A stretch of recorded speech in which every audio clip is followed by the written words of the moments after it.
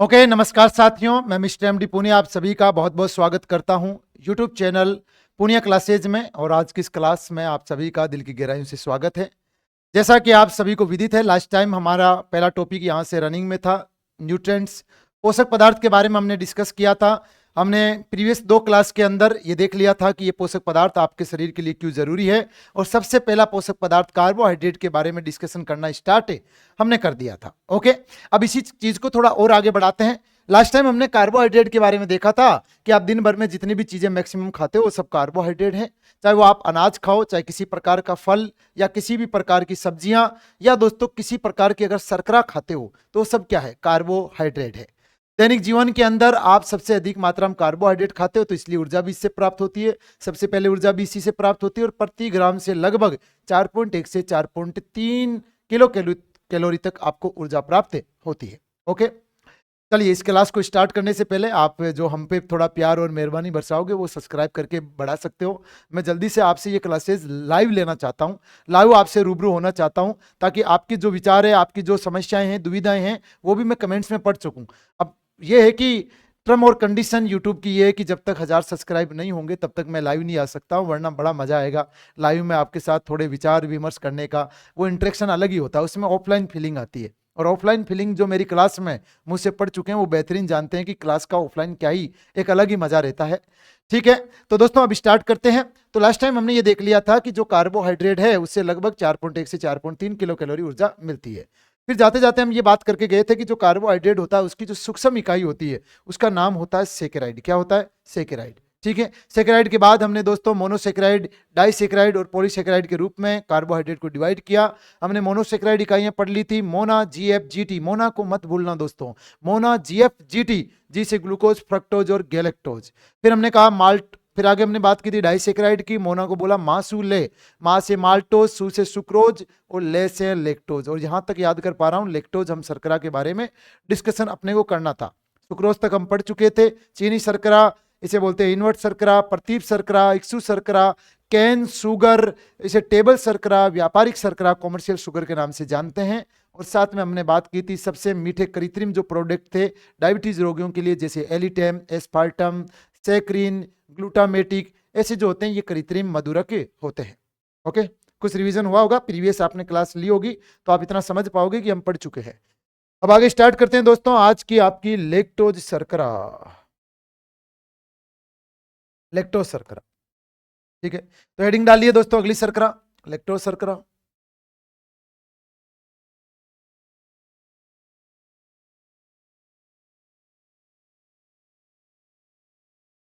Lactose शर्करा दोस्तों, lactose, lactose में एक शब्द आया लेक्ट, उसको बताने से बाद में, उसको तो बाद में बताऊंगा, पहले तो ये बताता हूं कि लेक्टोज जो शर्करा होती है वो कौन सी 2 मोनोसेकेराइड इकाइयों से मिलकर बनी होती है। एक नहीं है तो 2 मोनोसेकेराइड इकाइयां, यहां से कौन सी रहने वाली है? तो दोस्तों लेक्टोज के अंदर होती है एक तो जी, अरे ग्लूकोज तो सभी में, और जी प्लस जीटी। ग्लूकोज और गैलेक्टोज दोनों मोनोसेकेराइड इकाइयां मिलकर बनाती है क्या? लेक्टोज। और ये जो आप सब देख रहे हो ना लेक्ट, देखो इतना सा सब देख रहे हो लेक्ट, और आपको पता होना चाहिए इस लेक्ट का मतलब होता है दूध। लेक्ट शब्द का मतलब क्या होता है? दूध। और अगर दोस्तों लेक्ट का मतलब होता है दूध, तो दूध में पाई जाने वाली शर्करा का नाम क्या है? उसका नाम है लेक्टोज शर्करा। तो दोस्तों इसका उपनाम क्या है? इसका उपनाम, ये दूध में मिलती है इसलिए इसको बोलते हैं दोस्तों क्या? इसे बोलते हैं मिल्क शुगर, इसे बोलते हैं दुग्ध शर्करा, दुग्ध शर्करा, दुग्ध शर्करा, या इसे बोलते हैं मिल्क शुगर।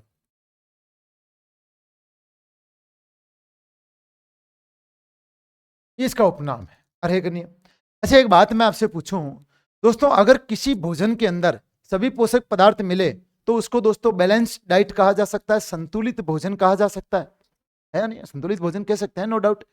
अब दोस्तों आप मुझे बताओ, क्या दूध को हम संतुलित भोजन कह सकते हैं क्या? दूध को, अरे आप क्या केवल दूध से जिंदा रह सकते हो क्या? याद करो, याद करो दोस्तों, आप दूध से जिंदा रहे हो जब आप पैदा हुए थे। और जब आप पैदा हुए थे तो पैदा होते ही आपको यह पता चला था कि आप राजस्थान में पैदा हुए हो, तो क्या पैदा होते ही आपने सांगरी की सब्जी मांगी थी क्या? आपने बाजरे की रोटी मांगी थी क्या? नहीं दोस्तों, आप मां के दूध से स्तनपान के द्वारा लगभग अगले 7, 8, 9 महीने तक जिंदा रहे थे। है कि नहीं है? तो दूध आपका लगभग संपूर्ण आहार है। मैं ये नहीं कहता कि पूरा है, पर लगभग संपूर्ण आहार है। तो दूध आपका क्या है? दूध आपका लगभग संपूर्ण आहार है। ये मेरे इधर आगे की तरफ कैसे है? तो आप कहोगे दूध क्या है? लगभग संपूर्ण आहार। पीछे अजीब तो नहीं लग रहा है? हाँ, थोड़ा बहुत लग रहा है तो चल जाएगा। दूध को बोलते हैं लगभग संपूर्ण आहार। तो चलिए बात कर लेते हैं दूध में क्या क्या मिलता है। दूध को लगभग संपूर्ण आहार माना जा सकता है।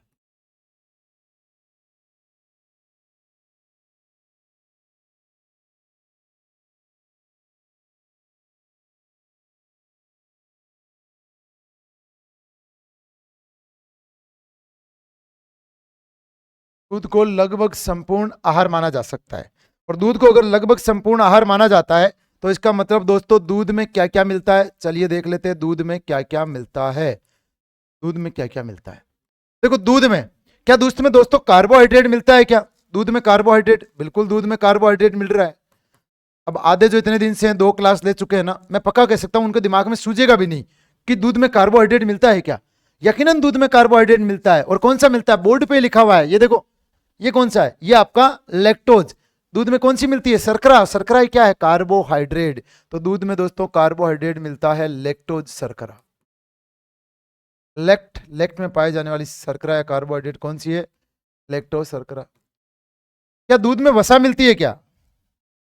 क्या दूध में वसा मिलती है क्या? अरे देखो, सभी पोषक पदार्थ मिलने का मतलब है जैसे दूध के अंदर, दूध में वसा भी मिलनी चाहिए, दूध में प्रोटीन भी मिलनी चाहिए भाई, अरे नहीं, प्रोटीन भी मिलने चाहिए।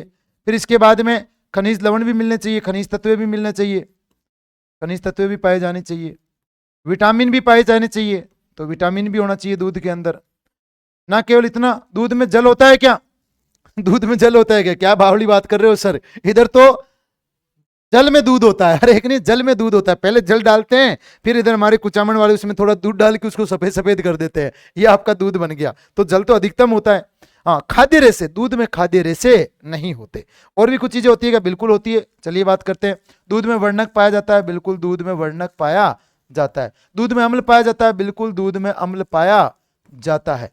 चलिए इतनी तो बातें कर ही लेते हैं। जवाब दीजिए दोस्तों, जितना आपको नॉलेज हो अपने नॉलेज को थोड़ा बूस्ट करते हुए बताना। दूध में कौन सी वसा मिलती है? दूध में वसा मिलती है, फैट मिलती है, बिल्कुल गाय के भैंस के दूध में, भैंस के दूध में ज्यादा फैट मिलती है, ठीक है। और जो वसा मिलती है उसका नाम होता है ट्राइग्लिसराइड। ट्राइग्लिसराइड,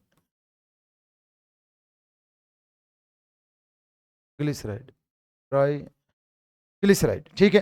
प्रोटीन, दूध में प्रोटीन कौन सी मिलती है? इंपॉर्टेंट है, याद कर लेना। दूध में मिलती है कैसी प्रोटीन? Casein protein. अरे कौन सा सीन है? कैसीन का सीन है, कैसीन प्रोटीन। और ये कैसीन प्रोटीन जो है ना, ये वर्णक का भी काम करती है। दूध का श्वेत रंग, दूध का श्वेत रंग, दूध का श्वेत रंग कैसीन के कारण। दूध में खनिज तत्व मिलता है क्या? हाँ बिल्कुल मिलता है। और कौन सा ज्यादा मात्रा में मिलता है? आपका कैल्शियम। कौन सा मिलता है? कैल्शियम, कैल्शियम मिलता है। दूध में विटामिन मिलते हैं क्या? बिल्कुल दूध में सभी विटामिन मिलते हैं दोस्तों। दूध में विटामिन सभी पाए जाते हैं सिवाय विटामिन सी को छोड़कर, क्योंकि विटामिन सी जंतुओं के शरीर में संचित नहीं होता, जल में घुलनशील होता है। तो मूत्र के साथ मेरे पुत्र निकल जाता है बाहर। अरे नहीं, शरीर में संचित होता नहीं है, मूत्र के साथ घुल के बाहर निकल जाता है। तो इसी कारण से हमने कहा कि विटामिन सी को छोड़कर सभी सभी विटामिन, विटामिन सी को छोड़कर,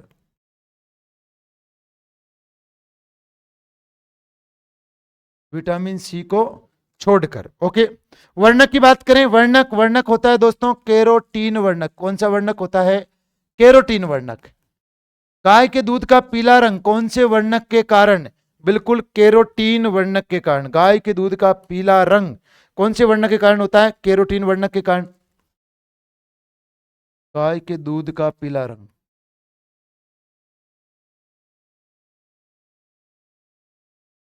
हल्का पीला रंग। गाजर का नीला बैंगनी रंग भी किसके कारण होता है? कैरोटीन वर्णक के कारण। गाजर का नीला बैंगनी रंग, इसका भी कारण क्या है लाडलो? इसका भी कारण है कैरोटीन वर्णक, यह भी ध्यान रख लेना, कैरोटीन वर्णक है। ठीक है, यहां तक चीजें अच्छे से क्लियर है, कोई दिक्कत नहीं होनी चाहिए मुझे तो ये लगता है। और अम्ल कौन सा होता है दूध में? दूध में जो अम्ल होता है ना वो होता है दोस्तों, यहां तक दिख रहा होगा, दूध में बल जो अम्ल होता है वो होता है आपका लैक्टिक अम्ल, लैक्टिक एसिड। लैक्ट में पाया जाने वाला अम्ल कौन सा है? लैक्टिक अम्ल, जिसके कारण दूध क्या होता है? खट्टा होता है, दूध खट्टा होता है, लैक्टिक अम्ल। देखो दूध में कितनी सारी बातें हैं, ना केवल इतना, अभी दो तीन बातें और लिखूंगा। क्या दूध के अंदर दोस्तों जीवाणु भी पाया जाता है क्या? या दूध को दोस्तों जमाने वाला जीवाणु या उसे दही में बदलने वाला जीवाणु कौन सा होता है?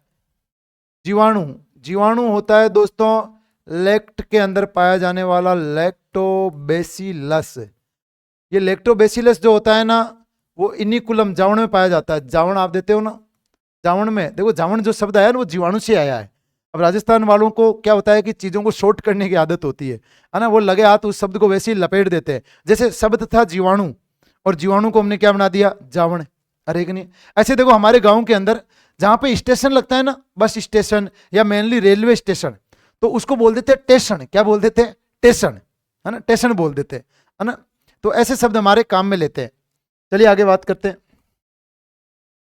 कंपाउंडर को बोल देते कंपोटर। क्या बोल देते? कंपोटर। ऐसे शब्द निकाल देते हैं। चलिए, तो जीवाणु होता है लैक्टोबैसिलस जीवाणु।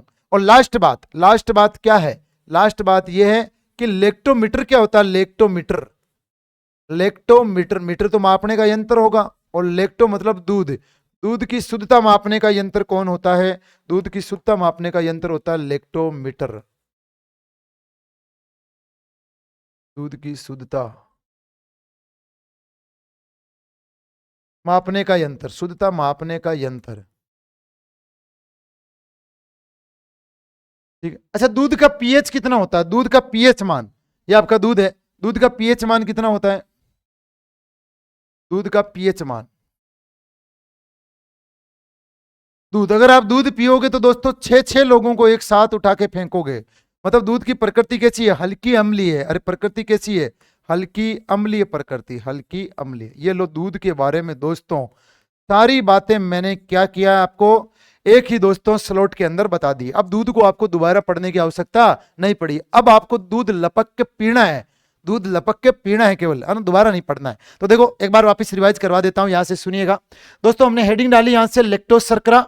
लेक्टोज शर्करा ग्लूकोज प्लस गैलेक्टोज से मिलकर बनी होती है। लेक्ट, लेक्ट का मतलब होता है दूध, तो दूध का उपनाम या हम कह सकते हैं दोस्तों लेक्टोज शर्करा का उपनाम हो जाएगा दुग्ध शर्करा या मिल्क शुगर। दूध को लगभग संपूर्ण आहार माना जा सकता है, लगभग संपूर्ण आहार माना जा सकता है, क्योंकि इसमें अधिकतर आपके जो पोषक पदार्थ है वो उपस्थित है। जैसे जैसे दूध में मिलता है दोस्तों कार्बोहाइड्रेट, कौन सा? लेक्टोज शर्करा। वसा मिलती है ट्राइग्लिसराइड। प्रोटीन मिलती है कैसिन प्रोटीन, जो दूध के सफेद रंग के लिए जिम्मेदार है। खनिज तत्व मिलता है मेनली आपका कैल्शियम। विटामिन, विटामिन सभी विटामिन पाए जाते हैं सिवाय विटामिन सी को छोड़कर, क्योंकि ये आपको खट्टे फलों से, सीट्रस फ्रूट से प्राप्त होता है ना, आंवला से, उनसे, टमाटर से, नींबू से। वर्णक, वर्णक मिलता है दूध में कैरोटीन, और कैरोटीन वर्णक गाय के दूध के हल्के पीले रंग के लिए जिम्मेदार होता है, गाजर के नीले बैंगनी रंग के लिए भी जिम्मेदार होता है। और अम्ल कौन सा है? अम्ल होता है लैक्टिक अम्ल, जो मेनली दही की खटास का कारण होता है। और इस लैक्टिक अम्ल का निर्माण करता है एक जीवाणु जिसका नाम है लैक्टोबैसिलस। और लैक्टोमीटर, लेक्ट को मापने वाला मीटर कौन है? दूध की शुद्धता मापने वाला यंत्र है लैक्टोमीटर। और दूध का पीएच मान कितना है? अरे दूध पियोगे तो छह छह को उठा के फेंकोगे तो पीएच मान होता है 6.6, और प्रकृति होती है हल्की अम्लीय। है कि नहीं? मजा आया कि नहीं आया? सारी बातें आपने एक बार में दूध के बारे में पढ़ ली है। ओके ओके ओके, चलिए अब आगे बढ़ते हैं, आगे बढ़े, आगे सुनिएगा। आगे बात करते हैं दोस्तों आपके पॉलीसेकेराइड की। अब आएगा पॉलीसेकेराइड।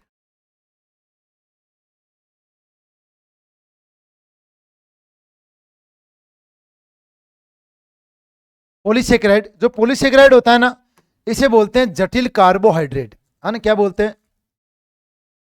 जटिल कार्बोहाइड्रेट। पॉलीसेकेराइड क्या होता है? जटिल कार्बोहाइड्रेट।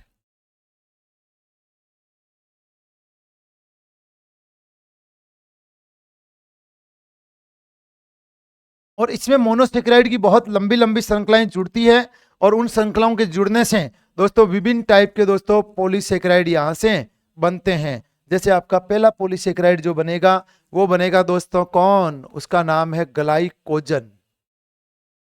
ग्लाइकोजन, पॉलीसेकेराइड का नाम है ग्लाइकोजन। यह है आपका ग्लाइकोजन। चलिए दोस्तों ग्लाइकोजन की बात करते हैं। देखो ग्लाइकोजन क्या होता है, याद पहले कर लेना कि ग्लाइकोजन को बोलते हैं जंतुओं के शरीर का संचित भोजन। भोजन कोजन, मैंने कहा जंतुओं के शरीर का संचित भोजन कौन, आप राइमिंग में कहोगे ग्लाइकोजन। अरे कौन है, ग्लाइकोजन। तो इसको बोलते हैं जंतुओं का संचित भोजन, इसे बोलते हैं जंतु मंड या इसे कहा जाता है जंतु शर्करा। क्यों बोलते हैं अभी आगे बताऊंगा, पहले इतना सा हम नोट करते हैं। तो आप लिखोगे दोस्तों इसे जंतुओं का संचित भोजन कौन, ग्लाइकोजन, जंतुओं का संचित भोजन। संचित का मतलब तो समझ गए ना, ये स्टोर होता है, संचित भोजन बोलते हैं। दूसरा इसे बोलते हैं जंतु मंड, ये शब्द भी जो होता है मंड, ये भी दोस्तों एकत्रित करने के लिए काम में लिया जाता है, तो इसे बोलते हैं जंतु मंड। और या इसको बोलते हैं जंतु शर्करा। क्या बोलते हैं, जंतु शर्करा, जंतु शर्करा, ये सारी शब्द इसी को कहा जाता है। अब मैंने कहा कि दोस्तों ग्लाइकोजन जंतुओं के शरीर का संचित भोजन कैसे हुआ। मुझे एक बात बताओ, जैसे दोस्तों आपने मान लीजिए 1 किलो चीनी खा ली, 1 किलो ज्यादा हो जाएगी, इतना मत खाना, है ना, घर वालों के लिए बचा के छोड़ना रसोई में, वरना घर वाले कूट देंगे तुम्हें। तो आपको दोस्तों आधो किलो चीनी खानी, आपने आधे किलो चीनी खा ली, और उस दौरान क्या होगा, जब आधो केजी आप चीनी खाओगे तो वो शरीर के अंदर जाएगी, पचित होते हुए आपके शरीर के अंदर ब्लड के अंदर ग्लूकोज के रूप में आ जाएगी। अब क्या ये सारी सारी आपकी जो ग्लूकोज है वो कोशिकाओं के द्वारा ऊर्जा निर्माण में काम आएगी क्या? अरे ऊर्जा का निर्माण की जरूरत नहीं पड़ी, तुम ऐसे ही में बैठे हो, अभी लाइब्रेरी के अंदर क्लास बैठे बैठे आराम से ठरके से देख रहे हो, तो तुम्हें कहाँ जरूरत है ज्यादा ऊर्जा की, है ना। दिमाग को थोड़ी बहुत ऊर्जा चाहिए तो वो गैलेक्टोज दे ही रहा है, मस्तिष्क शर्करा, ब्रेन शुगर। तो आपको ये सारी ऊर्जा नहीं चाहिए, तो आपका शरीर क्या करेगा, अगर ये ग्लूकोज ब्लड में पड़ी हुई रहेगी तो नुकसानदायक होगी, तो आपका शरीर का यकृत, ये आपका जो लीवर है ना, लीवर, ये क्या करेगा, इस शरीर की अतिरिक्त ग्लूकोज को जमा देगा, स्टोर के रूप में रख देगा, ग्लाइकोजन के रूप में। जैसे एक बात बताओ, आप सभी किसान परिवार से हो, आपके खेत में 10 बोरी बाजरी हो रही है ना। अब 10 बोरी अगर बाजरी हुई है तो ये थोड़ी है कि आप सारी की सारी बाजरी की जो बोरी होती है वो दोस्तों जहां आप पीसते हो, जहां चक्की पड़ी है उस रूम के अंदर सारे के मुंह खोल के उधर रख देते हो, वहां आप केवल 1 बोरी रखते हो, बाकी वो क्या करते हो, स्टोर रूम में रखते हो 9 बोरियों को, और जरूरत पड़ने पर वहां से ले आते हो। यही अपना शरीर करता है। अतिरिक्त ग्लूकोज को क्या करता है हमारा यकृत, हमारा लीवर, जिगर, ये क्या करेगा, ये दोस्तों ग्लाइकोजन के रूप में बदल देगा। तो हम क्या कहेंगे दोस्तों, ग्लाइकोजन क्या है, कहां से आया ग्लाइकोजन, ये जो ग्लाइकोजन है यकृत द्वारा, या हम कहेंगे शरीर की अतिरिक्त ग्लूकोज को यकृत द्वारा शरीर की अतिरिक्त ग्लूकोज को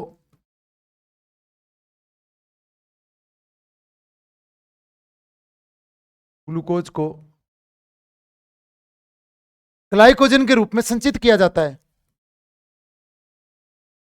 ग्लाइकोजन के रूप में संचित कर लिया जाता है। और ये संचित करने का जो आदेश देता है ना, वो देता है आपका इंसुलिन हार्मोन। इंसुलिन का काम यही है, ब्लड में ग्लूकोज की मात्रा को घटाना, हाइपोग्लाइकोसीमिया, तो यही काम है उसका, तो संचित करता है। तो हमने लिखा यकृत द्वारा शरीर की अतिरिक्त ग्लूकोज को ग्लाइकोजन के रूप में संचित किया जाता है, किया जाता है। अच्छा, ये प्रक्रिया क्या कहलाती है, देखो हमने क्या बात कही है, इसी प्रक्रिया को थोड़ा वापस लिख देता हूं। हमने कहा ये आपकी अतिरिक्त ग्लूकोज है, और इस अतिरिक्त ग्लूकोज को किसके द्वारा, यकृत के द्वारा क्या किया जाता है, किसमें बदला जाता है, इसको बदला जाता है दोस्तों ग्लाइकोजन में। और ये ग्लूकोज का जो जमने की प्रोसेस हो रही है ना, जिसमें ग्लूकोज का जमना बढ़ रहा है, इस प्रोसेस को बोलते हैं क्या है, इस प्रोसेस को बोलते हैं ग्लाइकोजेनेसिस। क्या बोलते हैं, ग्लाइको मतलब ग्लूकोज, जेने मतलब जमना, सिस का मतलब है बढ़ना। ये तो हमने जमा दिया।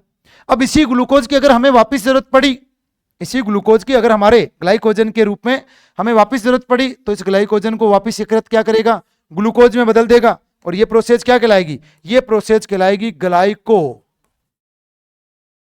ग्लाइकोजीनोलाइसिस। ग्लाइको मतलब वो ग्लूकोज, जीनो मतलब जिसको हमने जमाया था उसको क्या करना है, लाइसिस करना है, ग्लाइकोजीनोलाइसिस।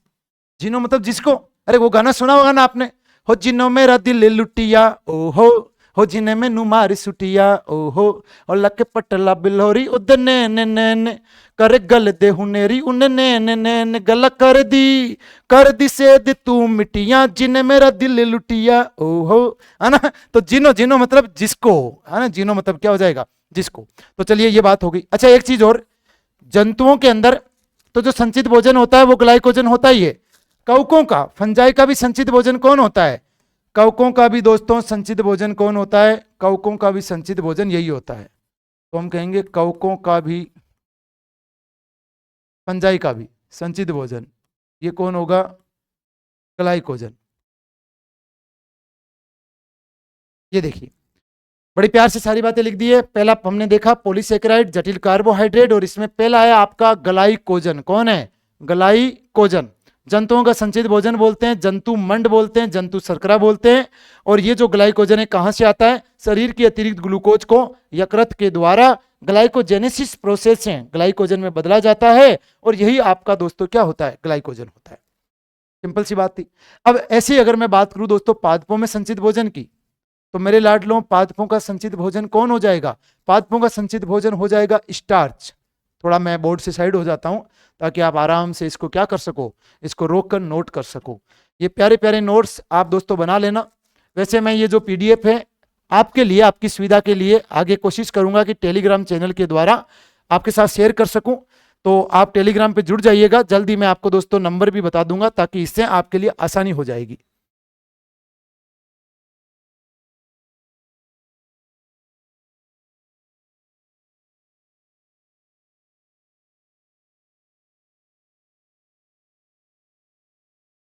नोट कीजिए दोस्तों इसको, फिर अगले देखते हैं, आगे बढ़े।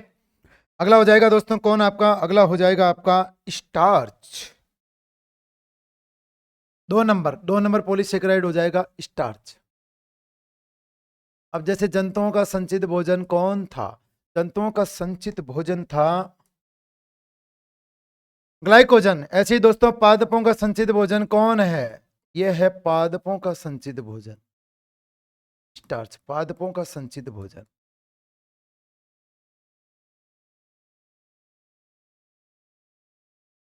पादपों का संचित भोजन, या इसको बोलते हैं पादप मंड।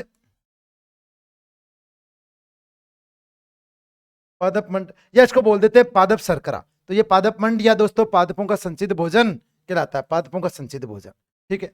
अच्छा मैं यहां से एक बात पूछूं दोस्तों, मैं आपसे एक बात पूछता हूं दोस्तों, क्या आप अपना भोजन खुद बनाते हो?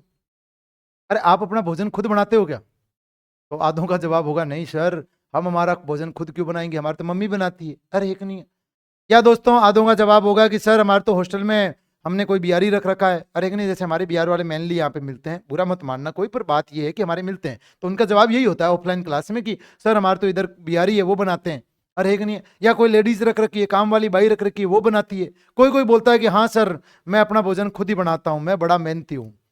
तुम अपना भोजन खुद बनाते हो, इसका मतलब क्या है? इसका मतलब ये है कि क्या तुम्हारे शरीर पर कहीं बाजरे की छिट्टी निकल रही है, कहीं गुआर फली निकल रही है, कहीं शरीर पे आम तरबूज मतीरा कोई फल फ्रूट लग रहा है?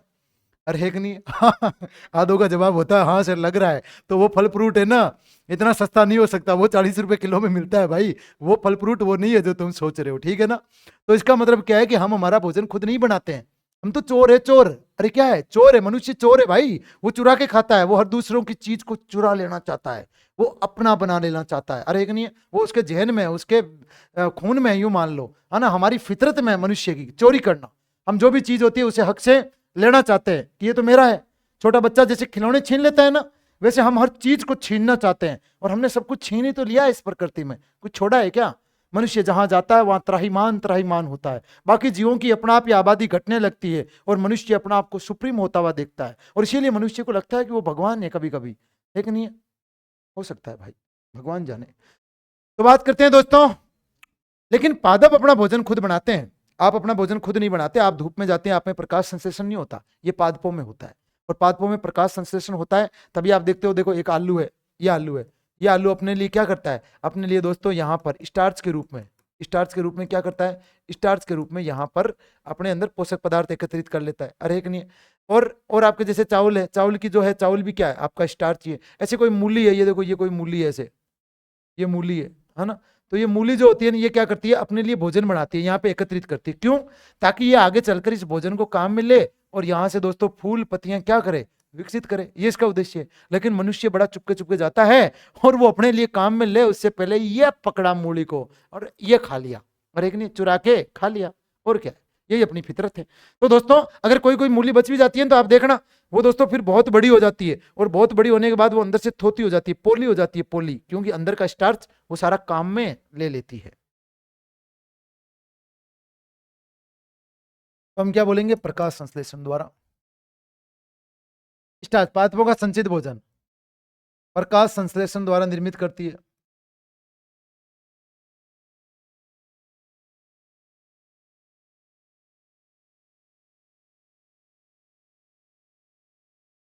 जैसे आपके आलू में,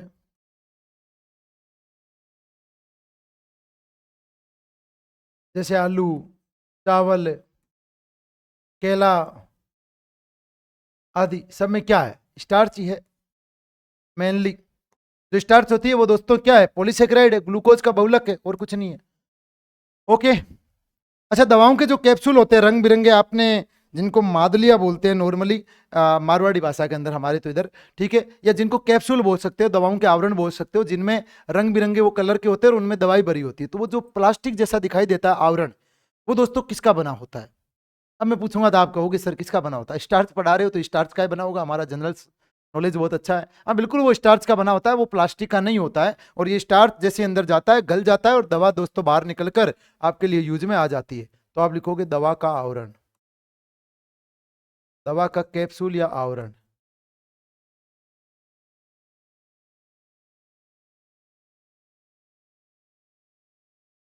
दवा का कैप्सूल या आवरण स्टार्च निर्मित,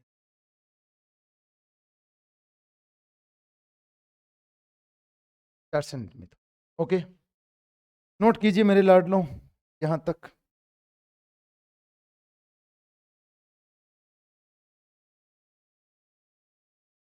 आगे बात करेंगे दोस्तों, अगली बात कर लें, यहाँ पे अपने पास स्पेस पड़ा है, सेल्यूलोज की बात कर लेते हैं। Cellulose, 3 number, cellulose.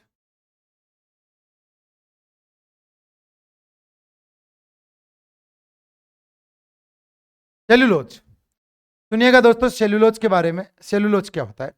जो सेल्यूलोज होता है ना, वो आपके दोस्तों प्रकृति में सर्वाधिक मात्रा में पाए जाने वाला कार्बनिक पदार्थ है या कार्बोहाइड्रेट पदार्थ है। मैंने ऐसा क्यों कहा? क्योंकि दोस्तों जो सेलुलोज होता है ना, ये कहाँ पाया जाता है पता है? ये पादपों की सेल वॉल में, कोशिका भित्ति में पाया जाता है। सेलुलर सेलुलोज और पेक्टिन, इन दोनों से मिलकर दोस्तों पादपों की सेल वॉल, कोशिका भित्ति, जो पादप के बाहर की दीवार होती है ना, भीत, है ना, सेल वॉल, वो दोस्तों इससे निर्मित होती है, और वो मृत होती है, निर्जीव होती है, क्योंकि ये सेलुलोज दोस्तों निर्जीव पदार्थ की तरह वहां पर जम जाता है, ठीक है। और आप सभी को पता है दोस्तों, इस प्रकृति के अंदर पेड़ पौधे, हरी घास अत्यधिक मात्रा में, नो डाउट, और अत्यधिक अगर मात्रा के अंदर है तो सर्वाधिक मात्रा में यही मिलता है, सेल्यूलोज ही, हर एक नहीं। तो हम कहेंगे दोस्तों सेल्यूलोज ये कहाँ पाया जाता है?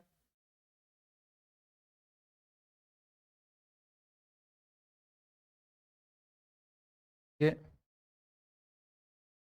पादप कोशिका की, या पादप की कोशिका भित्ति में,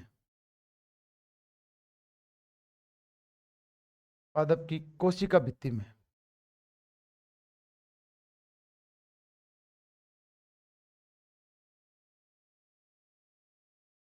कोशिका भित्ति, सेल वॉल, सेल वॉल में पाया जाता है।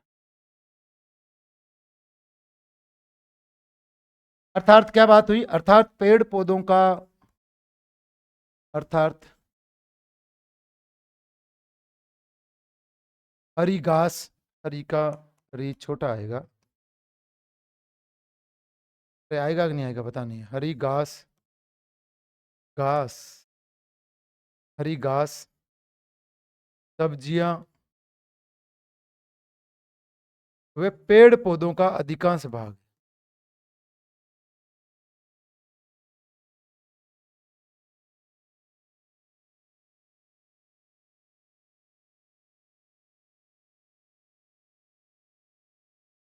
सेल्यूलोज निर्मित है, सेल्यूलोज से निर्मित सेल्यूलोज से निर्मित है ना। हरी घास, पेड़ पौधे व सब्जियों का इनका अधिकांश भाग किससे निर्मित है? सेल्यूलोज से। अतः हम कह सकते हैं दोस्तों, प्रकृति में सर्वाधिक मात्रा में उपस्थित कार्बनिक पदार्थ कौन है? सेल्यूलोज है। प्रकृति में सर्वाधिक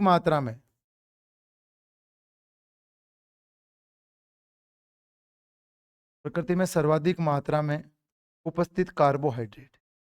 लेकिन दोस्तों, इतनी अधिक मात्रा में उपस्थित होने के बाद भी हमारे लिए एक बड़ी दुख की खबर है।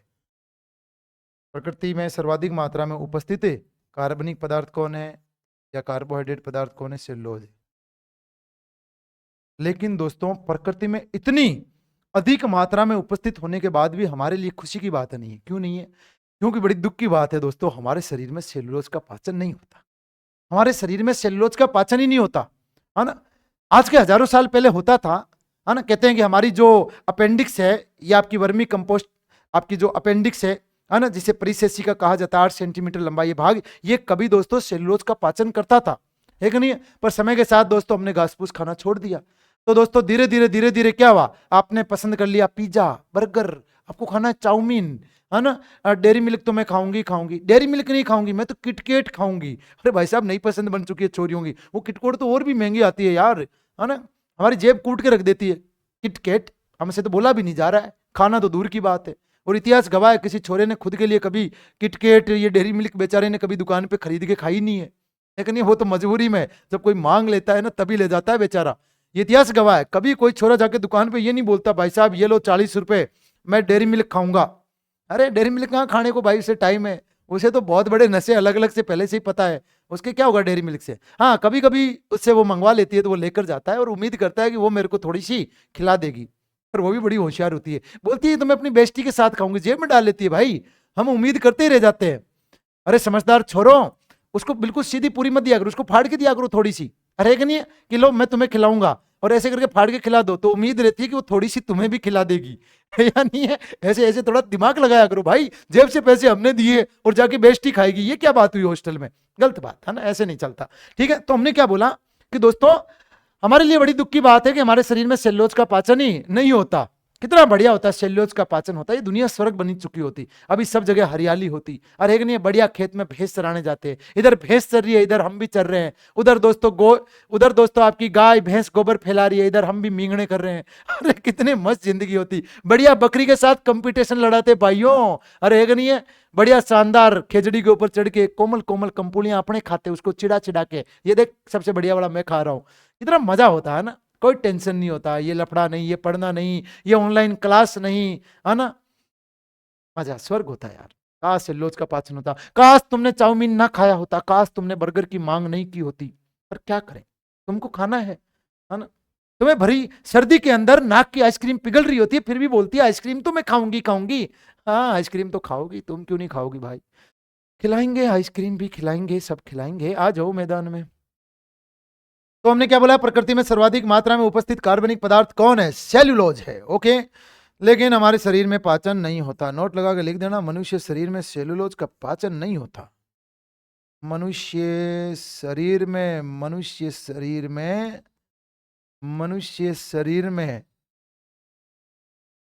सेल्यूलोज का पाचन नहीं होता। सेल्यूलोज का पाचन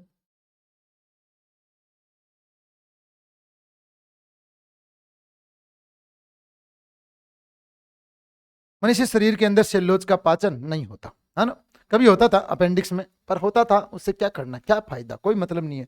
अब बीटा परिकर्ण तोड़ने के लिए हमारे आंत में क्या, हमारी अपेंडिक्स के अंदर एंजाइम बचे ही नहीं है, तो क्या कर सकते हैं। It's okay.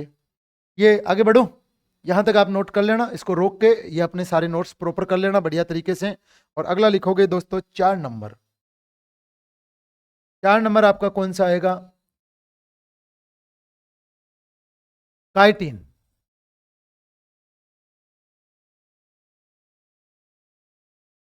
काइटिन दोस्तों, काइटिन क्या होता है? काइटिन जो होता है वो दोस्तों पाया जाता है कहां पर? काइटिन का निर्माण होता है दोस्तों कैसे? काइटिन और कैसे कवक की कोशिका भित्ति, है ना। देखो कैसे काइटिन और कैसे कवक की कोशिका भित्ति, सब कुछ के होने वाला है इधर देखना। कवक की सेल वॉल में, कवक की कोशिका भित्ति में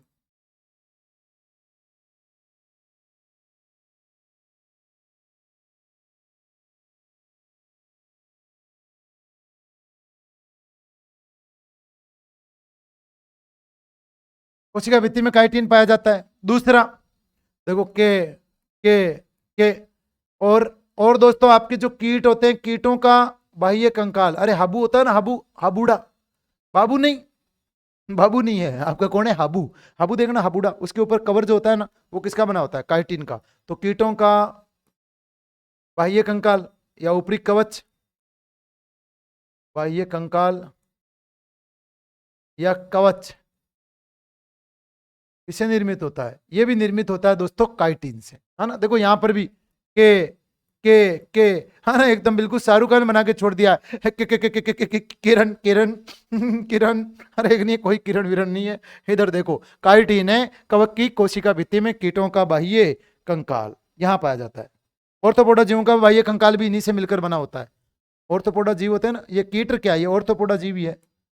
वहां कहां जा रहा हूं,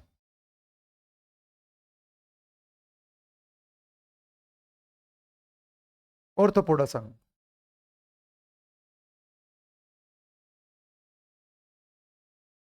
ओके, एक दो और लिख लेते हैं, जैसे इन्यूलिन, वो भी आपका जरूरी हो जाता है, इन्यूलिन भी लिख लेते हैं।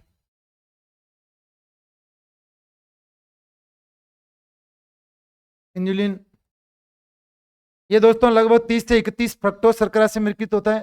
30 से 31 फ्रक्टोज अणुओं का बहुलक होता है इन्यूलिन।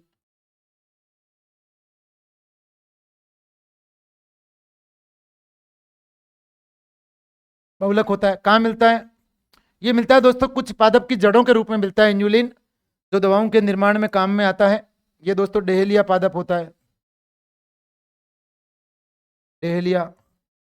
वे आर्केटिया पादप होता है, जिसको बोलते हैं चिकोरी, वे चिकोरी पादप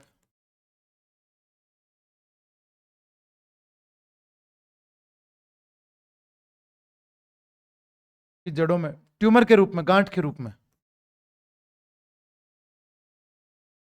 जड़ों में स्थित,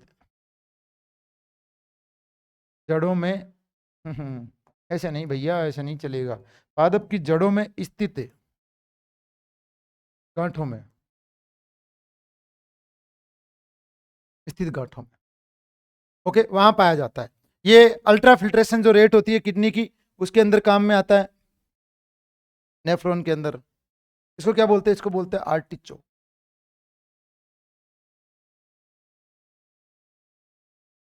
आर्टिचोक। ओके, ठीक है, डेलिया व चिकोरी पादप की जड़ों में स्थित होता है। और बात कर लेते हैं यहां से कुछ उपयोग, कहाँ होता है उपयोग,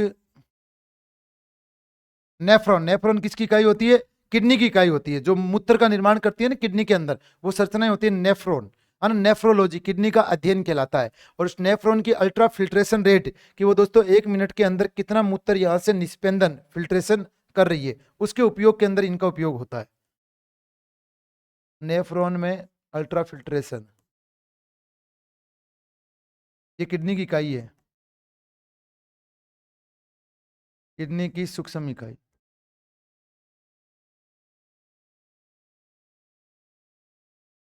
नेफ्रॉन की ultra filtration, ultra filtration rate ज्ञात करने में,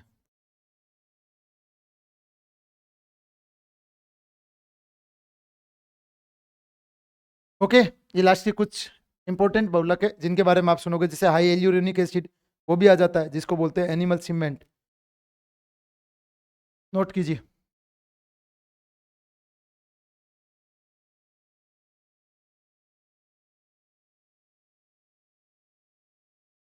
एक दो और लिखा देता हूँ, क्लास ज़्यादा लंबी ना जाए आपके लिए। छठा और लिख लेना, हाई एल्यूरोनिक एसिड, हाई एल्यूरोनिक,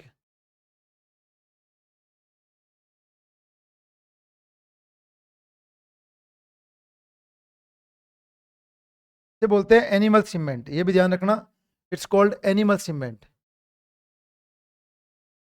क्योंकि ये हमारे शरीर के अंदर स्नेक के रूप में संधि स्थलों में पाया जाता है, विट्रस उमर में पाया जाता है, अम्बिलिकल कोड में पाया जाता है, एनिमल सीमेंट।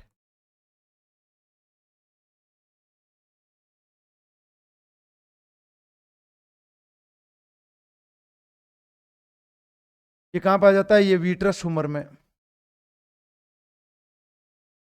विट्रस उमर आंख में पाया जाने वाला द्रव्य होता है, विट्रस उमर में। अम्बिलिकल कोड में, अम्बिलिकल कोड नाभि रज्जु जिससे बच्चा जुड़ा होता है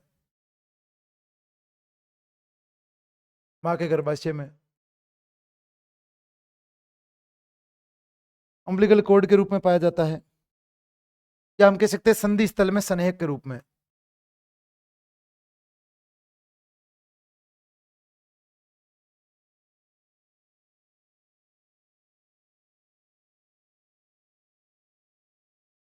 ठीक है, ये दोस्तों ध्यान रखना ना, एक डेक्स्ट्रिन भी होता है, जीवाणु और यीस्ट का संग्रहित भोजन होता है।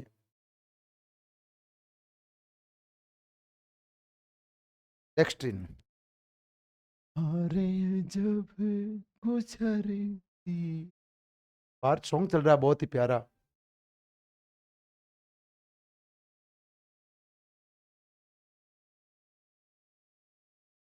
डेक्स्ट्रिन। बहुत आई गई यादें, मगर इस बार तुम्हें आना। डेक्स्ट्रिन, डेक्स्ट्रिन क्या होता है? डेक्स्ट्रिन दोस्तों जीवाणु है। अरे यार सारे कलर सेम ही कैसे हो गए? ये है ना, जीवाणु है, यीस्ट का क्या है? संग्रहित भोजन।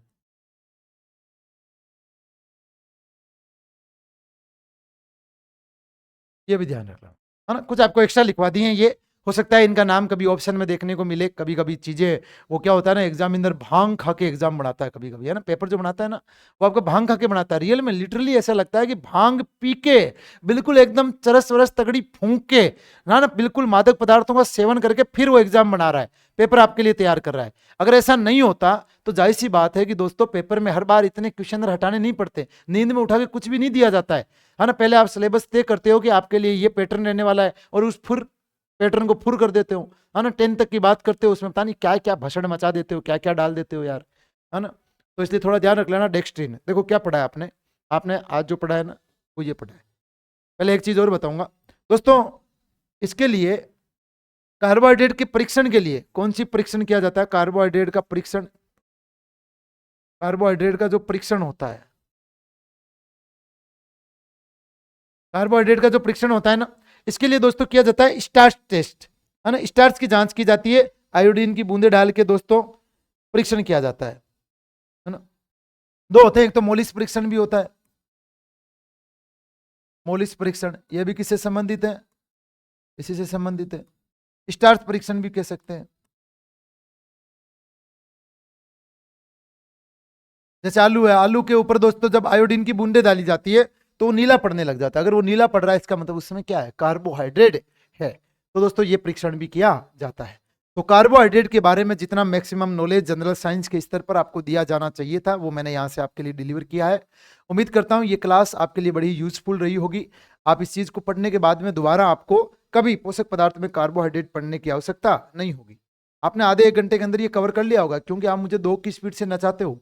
ज्यादा से ज्यादा 1.5 की स्पीड तो कम से कम रखते ही हो भाई, है या नहीं है?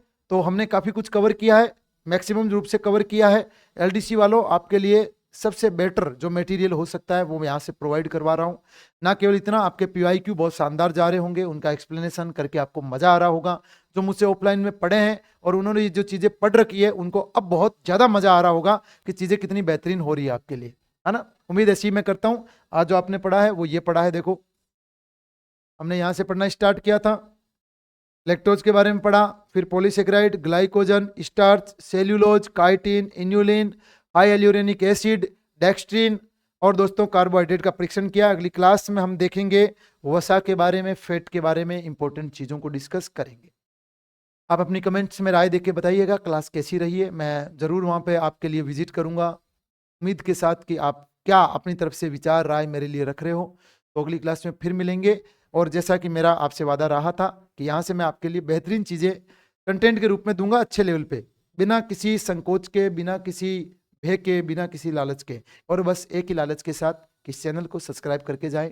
हमारे थोड़े फॉलोअर बढ़ने चाहिए, मोटिवेशन मिलता है, इससे कॉन्फिडेंस आता है, अच्छा लगता है कि जो वर्क हम जिनके लिए कर रहे हैं वो भी हमारे लिए कुछ सोचते हैं, तो इससे आपके जो प्यार का जताने का जो तरीका है वो हम तक पहुंचता है।